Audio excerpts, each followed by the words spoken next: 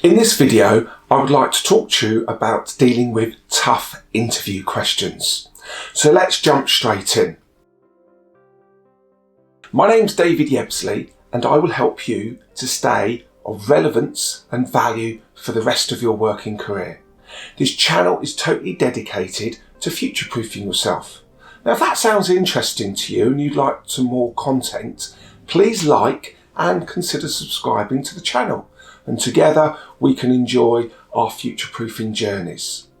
So let's talk about this challenging interview questions. Now, this may be job interview questions, this may be interview questions in meetings. It's still a very similar concept, but let's focus on job interviews.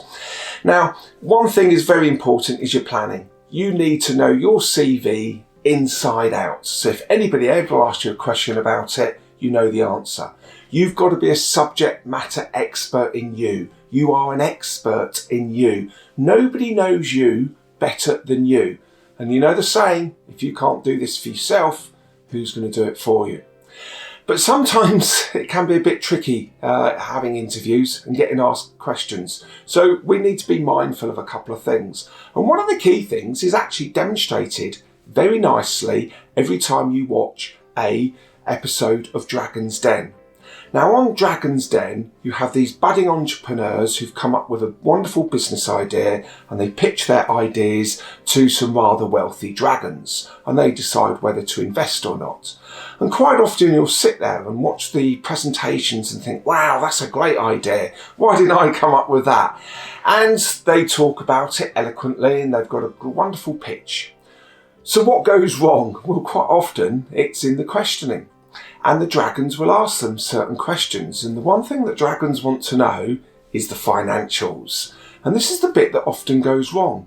And it amazes me when the people who are participating in the programme and doing their pitching, the entrepreneurs, turn around and say, oh, well, I knew you were going to ask me that. That's a really difficult question. Well, why didn't you plan for it then? It's just crazy. You've been given this wonderful opportunity to pitch your idea and you've blown it because you didn't think about the questions. And it's the same way with any interview. You may be good at presenting yourself and know things inside out, but you've got to deal with the Q&As, the questions, the question and answers. Some of us might have a bit of a skeleton in the cupboard. What? A skeleton in the cupboard? Yes.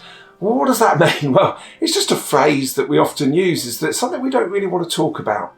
It may be something that's happened in the past, perhaps while we left a job, or something went wrong in a job, or perhaps why there's a bit of a hole in our CV. And you'll think, well, I don't really need to talk about it. Yes, you do. Good interviewers will uncover these things, and they will go for it, and they will ask you some tough questions. It's their job. They want to see how you deal, quite often under pressure. Quite often you'll have two interviewers interviewing you. One that asks the questions and one that does the observing that we'll come on to in a moment.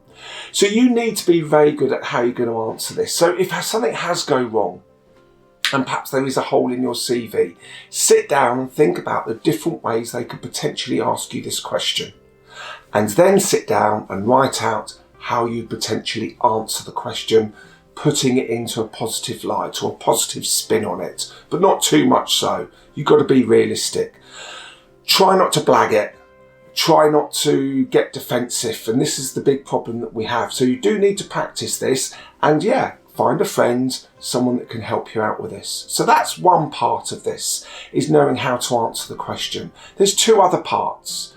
The second part is think about your tone of voice. You may suddenly start sort of talking not particularly comfortable, or you're going to do what I'm doing now and talking too quickly and getting, oh, well, I've got my sort of words around mixed up.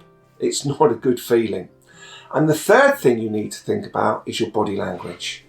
Are you going to just stand there or sit there and be calm, confident and competent in your answers and delivering it well? It's vital.